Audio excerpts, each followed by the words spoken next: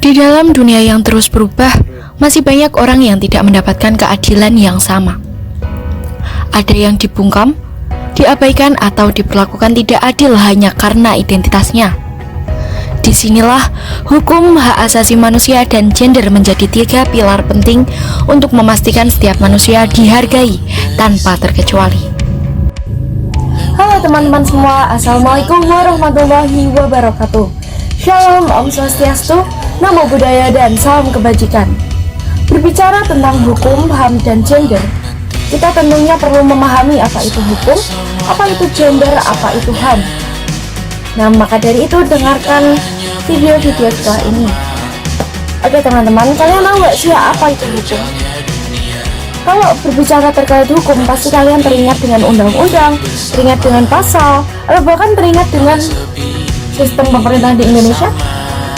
Nah, seperti bagaimana yang kita ketahui bahwasanya Indonesia merupakan negara hukum. Tapi kalau masyarakatnya nggak tahu hukum, gunanya negara hukum apa? Nah, maka dari itu, hukum adalah suatu perangkat peraturan yang mengikat kita, yang mana hukum ini memberikan keadilan bagi setiap sesama, tanpa adanya terdiskriminasi, tanpa adanya kelompok yang merasa tidak teradilkan. Bahkan, semua orang itu sama di atas hukum.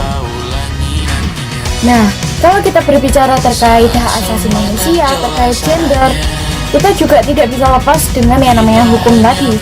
Karena hak asasi manusia merupakan hak dasar yang dimiliki setiap individu sejak lahir.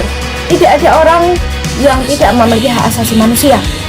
Karena hak asasi manusia ini melingkupi hak untuk hidup, hak untuk berpendidikan, hak untuk berpendapat, dan hak untuk menyampaikan semua hal yang ada di peraturan-peraturan undang-undang kita. Itu juga merupakan hak asasi manusia yang tidak bisa dihindarkan.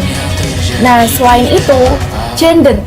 Jika berbicara tentang gender, orang-orang akan berpikiran bahwa gender hanya terkait laki-laki dan perempuan. Tapi tidak hanya itu. Nah, gender itu membahas terkait pembatasan-pembatasan yang dimiliki para individu, yakni perempuan dan perempuan, di mana perempuan tidak bisa memimpin, di mana laki-laki tidak bisa menyampaikan ekspresi mereka. Itu adalah salah satu pembatasan-pembatasan gender. Karena gender bukan hanya lingkupan seperti itu saja, yang mana gender bisa dikatakan sebagai stereotip yang diciptakan oleh budaya-budaya di sosial Indonesia untuk melabelkan setiap individu perempuan dan laki. Maka dari itu, dengan ketiga instrumen atau 3 pilar tadi, yaitu HAM, terus gender, dan juga hukum, maka dari sistem pemerintah harus menjaga ketiga hal tersebut, memberikan keadilan kepada warga negaranya. Selain itu juga harus melindungi setiap warga negara dari stigma-stigma sosial, dari kesenjangan-kesenjangan sosial. Namun, bukan cuma pemerintah yang memiliki peran dalam melindungi hak warga negara, melindungi gender, dan juga melindungi hukum. Karena setiap manusia itu memiliki perannya masing-masing. Kita juga harus memahami apa aja hak asasi manusia yang harus kita dapatkan, memahami bagaimana cara kita menghindari stigma-stigma sosial terkait perbedaan antara wanita dan laki-laki.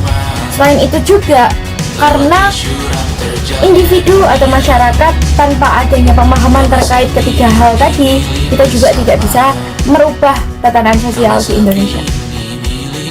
Oke teman-teman, dari ketiga hal tadi bahwasanya hukum memberikan aturan, HAM memberikan kemartabatan, dan gender memberikan kesetaraan. Jika ketiganya berjalan secara beriringan, maka kita telah menciptakan negara hukum yang adil bagi setiap masyarakatnya.